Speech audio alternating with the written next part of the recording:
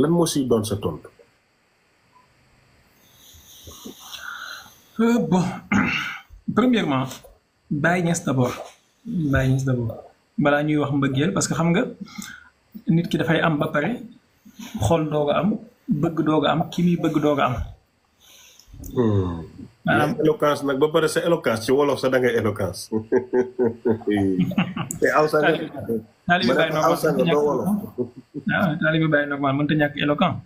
te xam nga Baye moo ñaanal boppam par exemple ne falaltu shabatal mu'tadina wa talama uhaddidu azhanan li idraki maqsadi mu ne man maay préparé ay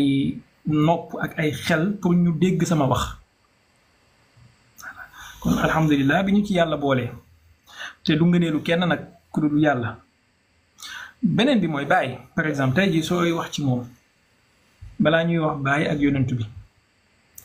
dafa am ay dimension yu bari yoo xamante ne il faut ñu présenter ko nit ki ci Baye ndax bëri na benn Cheikh Baye boo xamante ne moom li mu jàpp ci Baye mooy sëriñ bi dofloo nit ñi di leen jox ay wérde yoo xamante ne ay jinne la ñuy gis di dof am na keneen koo xamante ne moom sëriñ bi mu jàpp ne Baye moom la mooy sëriñ bi waxloo nit ñi ne dañuy gis yàlla di wax lu uteeg sharia am na keneen koo xamante ne moom sëriñ bi mu jàpp ci Baye mooy sëriñ bu fi ñëw bokk ci tariqat yaan nekk simple muqaddam jeex na mais est-ce que mbir mi loolu kese la du loolu Baye dafa nekk doomi aadama boo xamante ne ni dafa tolloo ak jamonoom dépassé jamonoom maanaam wane ay lumière ak ay dimension yoo xamante ne ni lu jamono mënti ñëw suñu ko toppee da nga gis ne suñu àdduna dina jakk suñu àllaaxira dina jakk. Papa Lo Pape Ibrahima da nga ko xam. Pape Ibrahima Lo. am na bu ma xam xaw ma ndax moom la nag am na bu ma xam surtout Pape Ibrahima Lo la mais xaw ma ndax moom la. nee na xam na la personnellement. xam na docteur Salman personnellement. waaye li nga wax ci moom dëgg mënu koo féetee kaw loolu la bind moo ko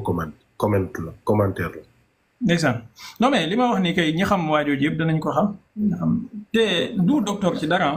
maanaam ñàngal rek moo ci dugal nit ñi ak da ngay siba wax ci nit di perte sa temps mais vraiment. continue fi nga nekk. voilà donc Baye nit la koo xamante ne dafa ñëw ci jamono boo xamante ne Sénégal mu ngi nekk ci wala Afrique ci boppam mu ngi nekk ci jamono colonial mbir yi métti mu nekk jullit nekk tijaan juddoo ci ñaari wayjur yoo xamante ne ay nit ñu baax lañu waaye doyloowul loolu xoolal boo jàngatee dimension wu Baye première bi ñu ci njëkk a gis mooy émancipation bi mu jox doomi aadama libéré doomi aadama tinki ko